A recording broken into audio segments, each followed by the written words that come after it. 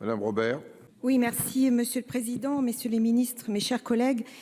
On sait que la retraite, c'est le reflet de la vie, à la fois des inégalités de la vie, mais aussi peut-être des promesses, ou en tout cas de ce qui n'a pas pu être tenu dans une vie. Et je trouve que ce débat que nous avons aujourd'hui, en tout cas par l'amendement que je salue de Madame Brulin, est intéressant parce que finalement, à celles et ceux qui disent « mais ne vous inquiétez pas, ça avance », finalement, on va réussir.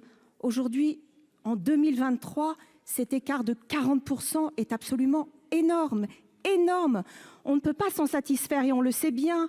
Alors pourquoi refuser des dispositifs qui vont permettre de contraindre un peu plus ou en tout cas de faire pousser un peu plus ces inégalités?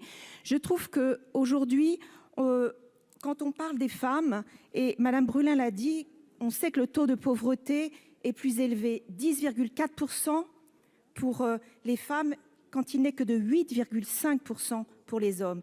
Et un dernier chiffre qui est imparable, c'est que l'écart entre le taux de pauvreté moyen des femmes et des hommes retraités a tendance, oui mes chers collègues, à se creuser depuis 2012, puisqu'aujourd'hui nous sommes à 1,9 points en 2019, alors qu'il n'était que de 0,6 points en 2012.